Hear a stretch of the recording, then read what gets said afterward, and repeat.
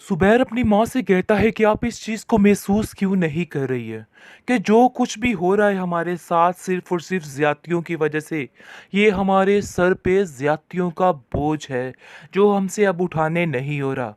आप इस बात को समझ जाएंगी तो आपकी ज़िंदगी आसान हो जाएगी। मैंने कहीं ना कहीं इस चीज़ को मान के तौबा कर ली है और मुझे समझ आ चुकी है, लेकिन सिर्फ अब मैं अपने बच्चों की तौबा चाहता हूँ, उनकी माफ़ी हूँ कि वो मुझे माफ़ कर दें ताकि मेरी ज़िंदगी सुकून से गुज़र सके। लेकिन जी आप देखेंगे कि उसकी माँ कहती है कि अरे भई क्या करें हम तुम्हारे लिए? देखो ज़ुबैर जगह-जगह तो फिरे हैं उस ज़ीनत को ढूँढने के लिए, लेकिन ज़ीनत का कोई पता नहीं, न जाने किधर फ़रार हो चुकी है, किधर गुम हो चुकी है, कुछ समझ नहीं आ रही है। लेकिन वो ये लोग नहीं जानते हैं कि ज़ीनत अपनी ज़िंदगी की जंग लड़ रही है, अपनी ज़िंदगी में आगे बढ़ने के लिए इतनी जद्दोजहद करी है कि उसने दिन-रात एक कर दिया है। ये बात ये लोगों की समझ से बाहर है और वो समझ रहे हैं कि पता नहीं किधर सैर सपाटे पे चली गई है।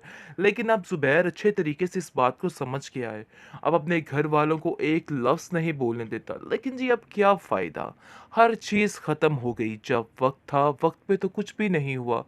लेकिन अब वक़्त नहीं रहा तो इन चीज़ों का कोई फ़ायदा, कोई जवाज़ नहीं बनता है।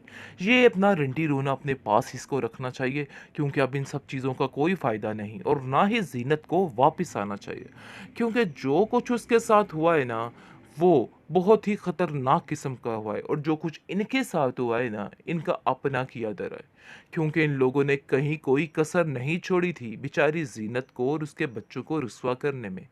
हर तरह से उसको ज़लील करते रहे और तरह-तरह के उसको ताने देते रहे। अब जाकर उन तानों की भरमार इनके ऊपर पड़ रही है और इनको समझ आ रही है कि आखिर क्या हो रहा है, क्या नहीं हो रहा। बहुत परेशान हो चुकी है उसकी माँ और कहती है कि न जाने क्या हो गया है हमारे घर को।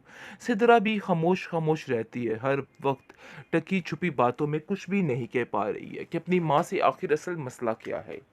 लेकिन जी आप देखेंगे कि वो कहती है कि मुझे साफ-साफ बताओ कि आखिर असल मसला है तो है क्या? तुम ऐसी बात कोई तो है जो मुझसे छुपाने की कोशिश कर रही हो। मुझे पता है इस बात का, मैं तुमसे पूछना चाहती हूँ। जिस पर वो अपनी माँ से कहती है कि ऐसी कोई बात नहीं, आप बिला वजह टेंशन ले रही हैं और कुछ भी वाला है। सरासर गलती कर रहे हो ये सब कुछ समझ के, क्योंकि वो अब तुम्हारे हाथों से निकल चुकी है। ये बात तुम अपने ज़हन में बिठा के रखना। वो अब तुम्हारे कब्ज़े में नहीं आने वाली, क्योंकि ज़ीनत जो है वो भी पर निकाल चुकी होगी। इसलिए बेहतर यही है कि अपने दिमाग से ये सारे फ़ज़ूल के ख़यालात जो हैं उनको निकाल दो। इन सब बातों का कोई भी फ़ायदा नहीं है। आप देखेंगे कि जो ये बंदा है यानी कि असलम, कैसे इसको भीगी बिल्ली बना के रख दिया मलिक ने। लेकिन इसके बावजूद इसने अपने अंदर का लालच नहीं छोड़ा है। सारी बातों को बड़े अच्छे तरीके से जानता है कि आखिर ज़ीनत कहाँ है और क्या कर रही है। लेकिन आप देखेंगे कि वो ज़ुबैर को नहीं बताएगा और उसको कहेगा कि मुझे तो कुछ भी खबर नहीं कि आखिर वो गई तो गई कहाँ। ज़मीन निकल गई कि आसमान निकल गया, कुछ समझ नहीं आ रही है। जिस पर आप देखेंगे कि वो असलम को कहता है कि असलम तुम बस ध्यान रखो और उसे जैसे तैसे करके ढूंढो, क्योंकि मेरे पास अब कोई ऑप्शन बाकी नहीं रहा।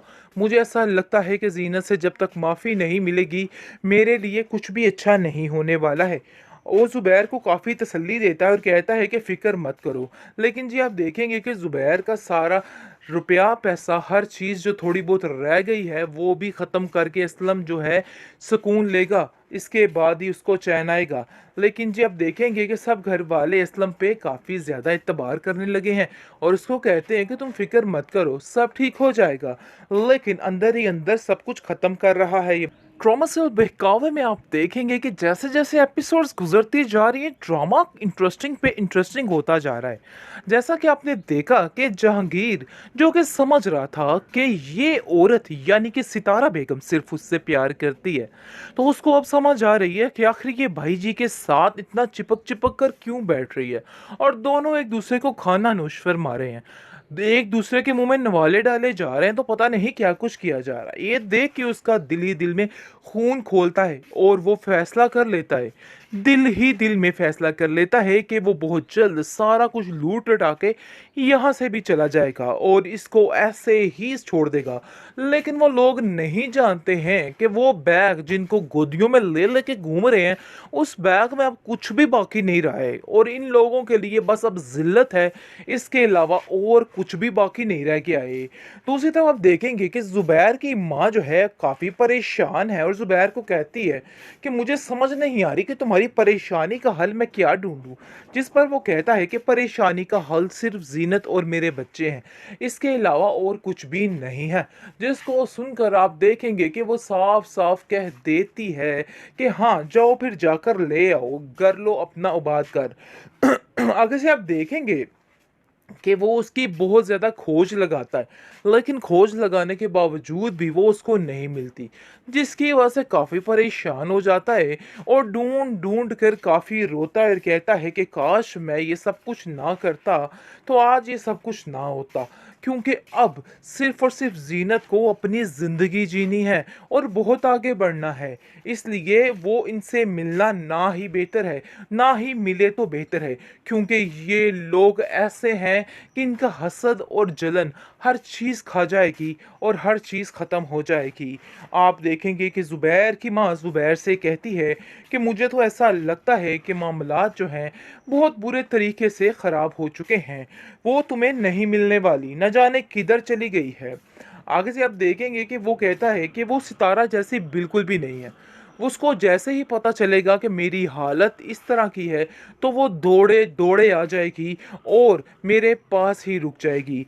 जिस पर आप देखेंगे कि उसकी माँ कहती है कि ये अगर तुम समझ रहे हो ना तो तुम्हारी बहुत बड़ी भूल है, ऐसा कोई सीन नहीं होने वाला है, सरासर गलती कर रहे हो ये सब कुछ समझ के, क्योंकि वो अब तुम्हारे हाथों से निकल चुकी है। ये बात तुम अपने जहन में बिठा के रखना, वो अब तुम्हारे कब्जे में नहीं आने वाली, क्योंकि जीनत जो है वो भी पर निकाल चुकी होगी। इसलिए बेहतर यही है कि अपने दिमाग से ये सारे फजूल के ख्यालात जो हैं उनको निकाल दो, इन सब बातों का कोई भी फ़ायदा नहीं है। आप देखेंगे कि जो ये बंदा है यानी कि असलम, कैसे इसको भीगी बिल्ली बना के रख दिया मलिक ने, लेकिन इसके बावजूद इसने अपने अंदर का लालच नहीं छोड़ा है। सारी बातों को बड़े अच्छे तरीके से जानता है कि आखिर जीनत कहाँ है और क्या कर रही है, लेकिन आप देखेंगे कि वो ज़ुबैर को नहीं बताएगा और उसको कहेगा कि मुझे तो कुछ भी खबर नहीं कि आखिर वो गई तो गई कहाँ। ज़मीन निकल गई कि आसमान निकल गया, कुछ समझ नहीं आ रही है।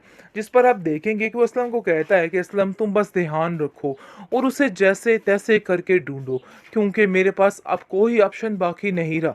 मुझे ऐसा लगता है कि जीनत से जब तक माफ़ी नहीं मिलेगी मेरे लिए कुछ भी अच्छा नहीं होने वाला है। वो ज़ुबैर को काफ़ी तसल्ली देता है और कहता है कि फ़िक्र मत करो। लेकिन जी आप देखेंगे कि ज़ुबैर का सारा रुपया पैसा हर चीज़ जो थोड़ी बहुत रह गई है वो भी ख़त्म करके असलम जो है सुकून लेगा, इसके बाद ही उसको चैन आएगा। लेकिन जी आप देखेंगे कि सब घर वाले असलम पे काफ़ी ज़्यादा एतबार करने लगे हैं और उसको कहते हैं कि तुम फ़िक्र मत करो, सब ठीक हो जाएगा। लेकिन अंदर ही अंदर सब कुछ ख़त्म कर रहा है ये